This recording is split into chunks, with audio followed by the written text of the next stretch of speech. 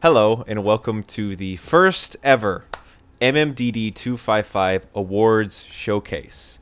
This is something that I decided to do. There's a few things that led me to this decision. I'll go ahead and detail here for some transparency and context. First off, I saw that in another class that you're taking, you got awards. And I thought that that was neat. So I was like, I guess maybe I could do something like that with these projects, especially given the amount of time and effort that students put into these projects and these case studies that you create. So that's one reason, right? I saw that in another class there's awards, and I was like, okay, so that's something that happens. Second reason is that I usually, anyway, pick a handful of projects from these courses to use as examples in the following semesters. So I figured rather than just pulling projects and moving forward, why not highlight those students and really showcase their work for everyone to see? I think that would be nice, right? And then another reason being that this is a SAT unsat course. So because of that, it can be unclear in terms of, where your project kind of falls on the spectrum of quality. I do tend to provide some comments about that, but, this isn't an A, B, C, D kind of thing. So you receive a SAT as long as you complete the project in a satisfactory manner. But what about those students who really go above and beyond expectation with what they created? So that's what I'm going to highlight here in this video. So I have chosen 5 projects to highlight here, which, like I said, these are going to be examples that I use in future semesters for students to get inspiration, right, as well as some guidance and ideas on how they can approach their projects, right? And there wasn't any strict criteria that I was looking at here other than the projects being impactful and being really strong demonstrations of the skills learned in this program. And I look at these portfolio or these case studies that you submit as if it's the perspective of someone who's looking through, candidates for a potential position. And because your portfolio is such a, impactful thing that makes a first impression on people, right? They haven't met you yet, so they're only looking at your work.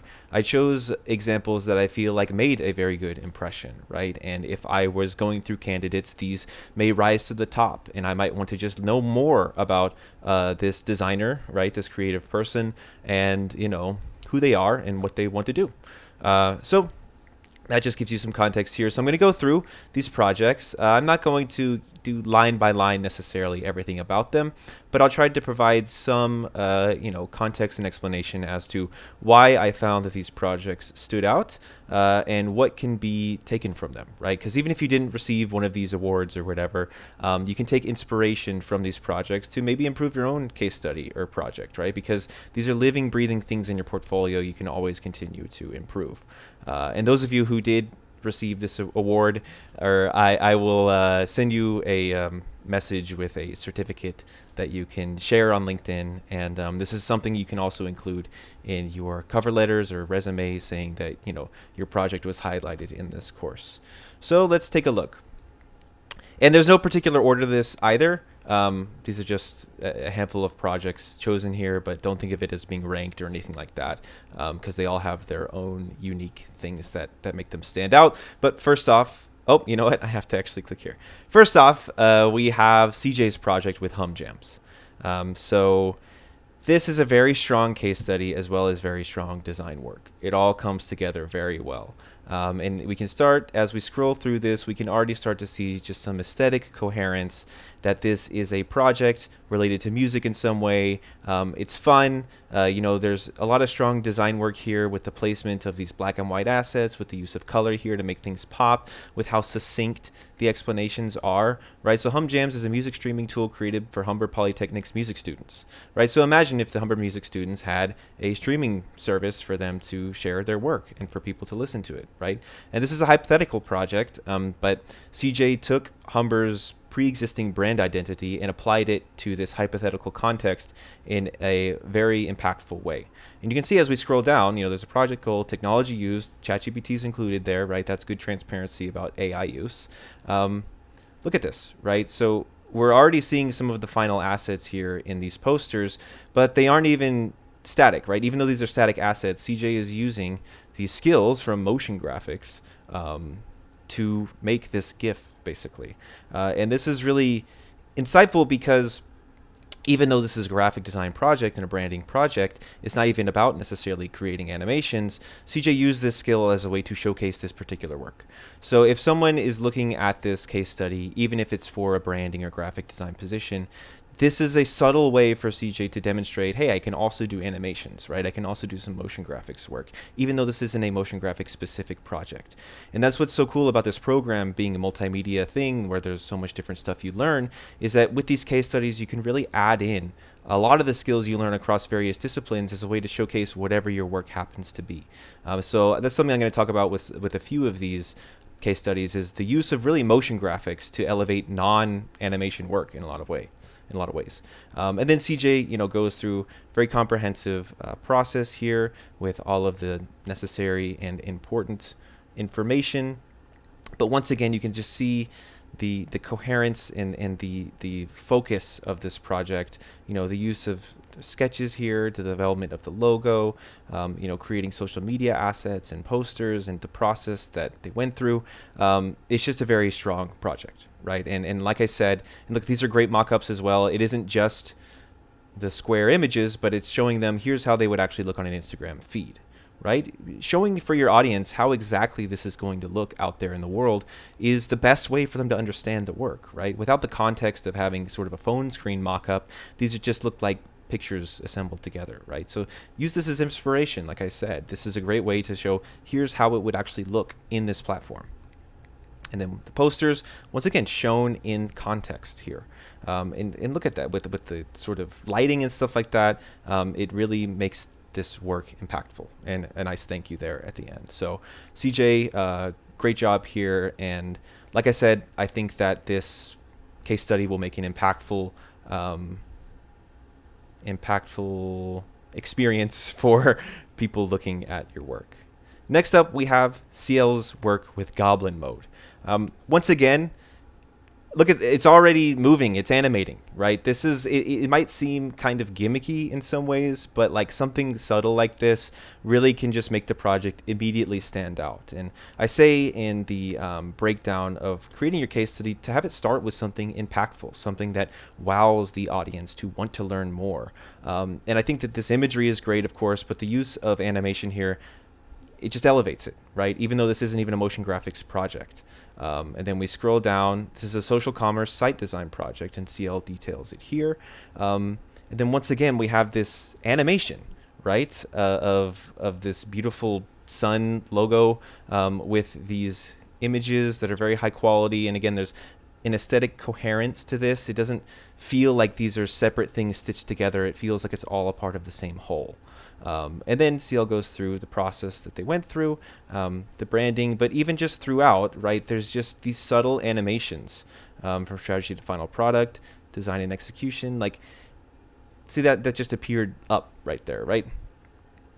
Like I said with CJ's work, even though this isn't a motion graphics project, CL's demonstrating the fact that they can animate stuff, right? And here's a video, right? So this also shows that CL knows how to screen record and upload to YouTube, right? There's a lot of subtle ways you can demonstrate skills that you may not think are that apparent, but it's great to sort of weave those things into what you are developing here. And then there's also a link to the final prototype, right? Which is solid. So once again, looking at the case study, if I'm coming at this with the idea of does this make a strong impression, I would have to say yes. And once again, it's with subtle things like these animations. So, take inspiration from this, like I said. Try to think about ways you can kind of add that in, again, in subtle ways. It doesn't have to be, everything is moving all over the place, right? These are smooth animations that just simply elevate the overall experience of going through this case study. Next, we have the work of Sky. Once again, there's an animation here, right? So maybe I was susceptible to how students use this particular technique, but Sky made a game using Figma.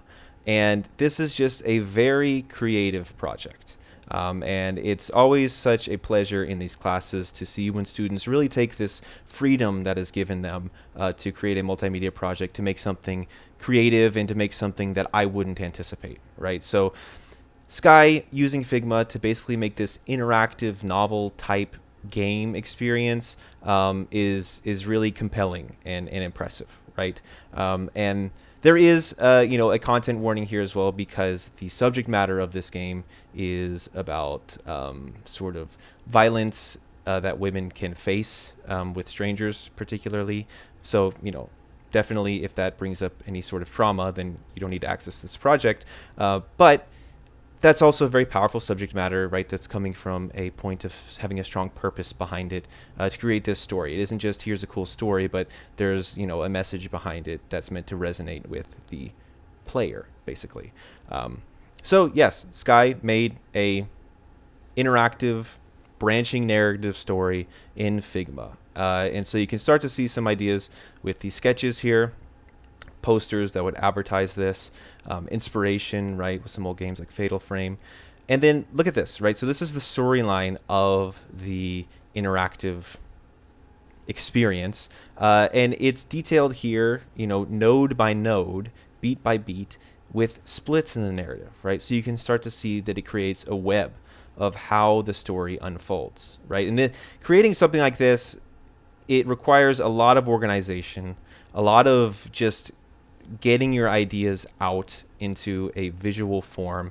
And, I doubt that Sky did all of this in one go, right? It's a lot of work to put this thing together, especially in a succinct way, and it's showing the clarity of these pathways. So then what did Sky do? Took this story, made some original, UI elements, which is great, and then made a prototype that goes through this story visually.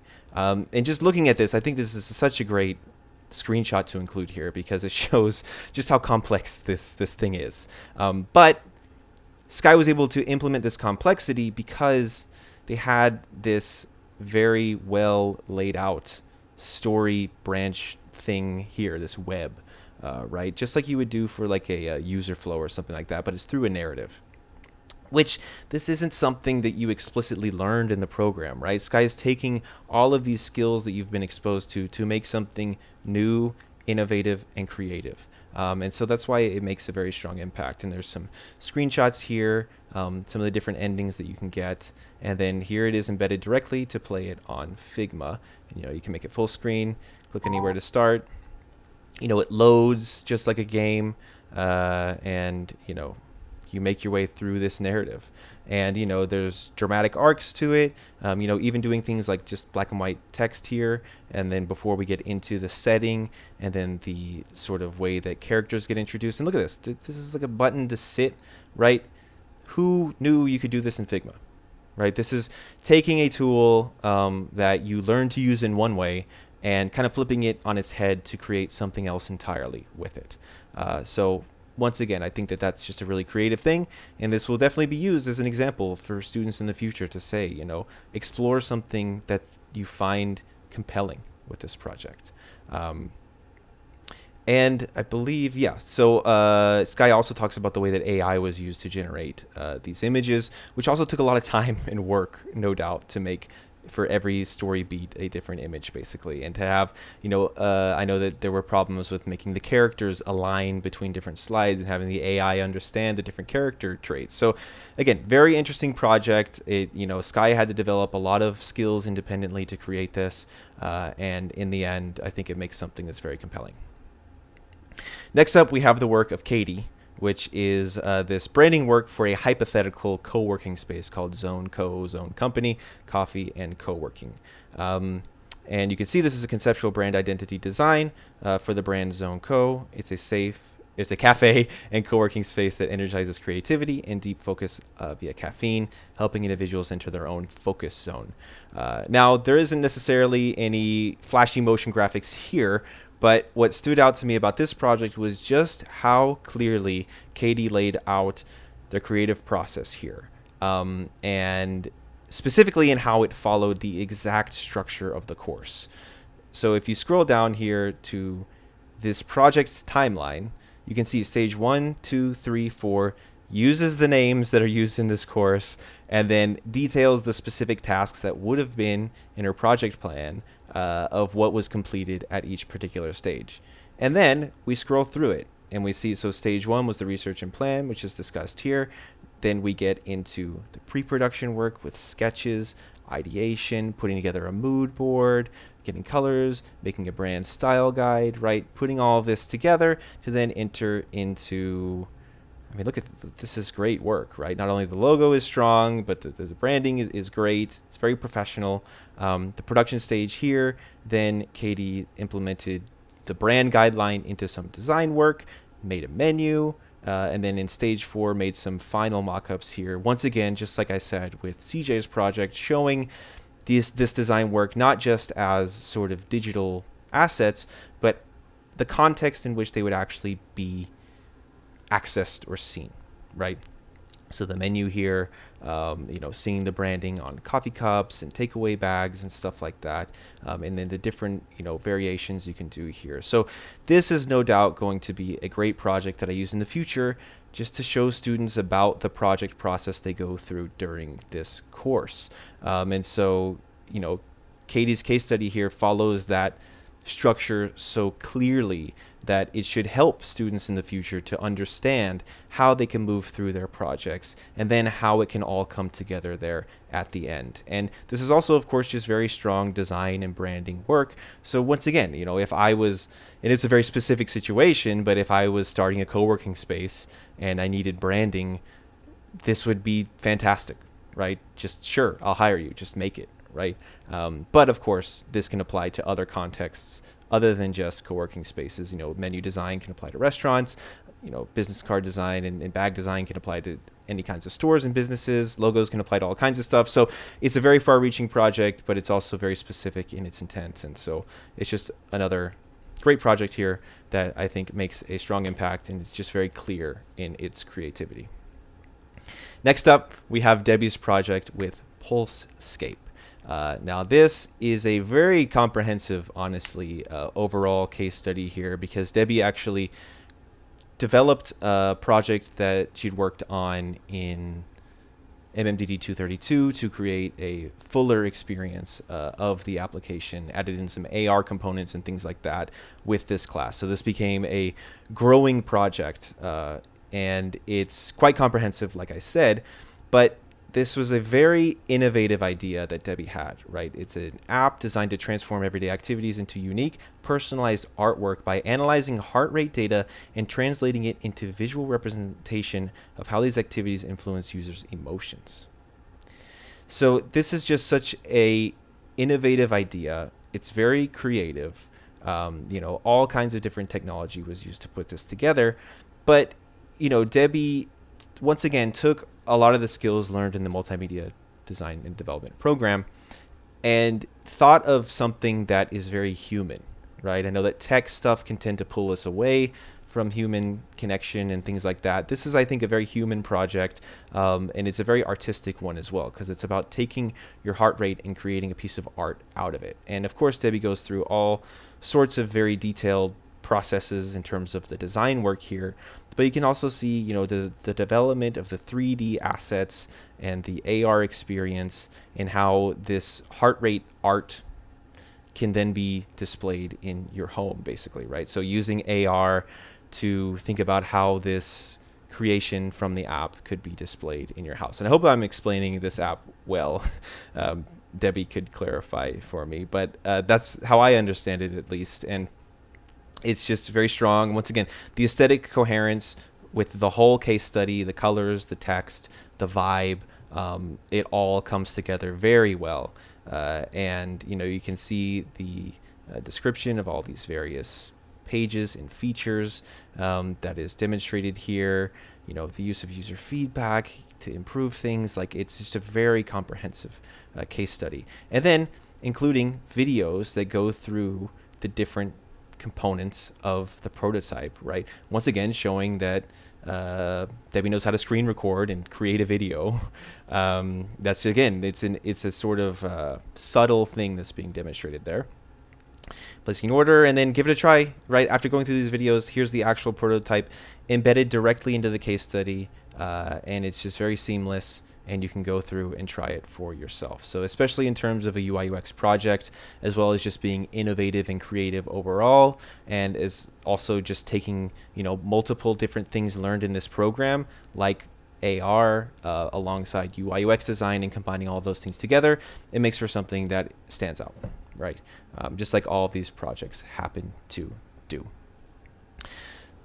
So that's me providing some awards here for these particular portfolio projects, these case studies. Like I said, if you do not see your work highlighted here, take inspiration from the work that was. Now, I would also like to sort of acknowledge with another award, which I'll call this the Award of Professional Excellence. I would like to acknowledge Fatima Fabiyar, I believe that's how I pronounce her last name, for her excellence in professionalism throughout this course as well as the last course. Professionalism is something that you're meant to develop with these classes, with these projects. It comes up with things like making meetings on time, as well as submitting work on time, and maintaining good progress on everything, as well as communicating effectively and professionally and all of that. And Fatima always blew me away with just her professional demeanor in the meetings, as well as any messages I received from her, and it always stood out. So I did want to also highlight that, as well as just a exemplar of student behavior. I'm sure you know Fatima, so I'm sure she carries herself professionally outside of just the meetings I've had with her as well. So there's all of the grand award ceremony for this class. It's great to see the, again, creative, strong work from these students, but also, once again, if you didn't see your project here, that doesn't mean that it was bad or anything along those lines. It just didn't happen to reach this level of beyond expectation that I will now be using as exemplars, as examples for future students. But that doesn't also mean that you can't now take inspiration, like I keep saying, enhance your own projects, build upon them to make them impactful, to once again showcase your work in a way that really makes an impact and helps you in your career and life. So I suppose signing off for one last time, thank you for watching this video, and congratulations.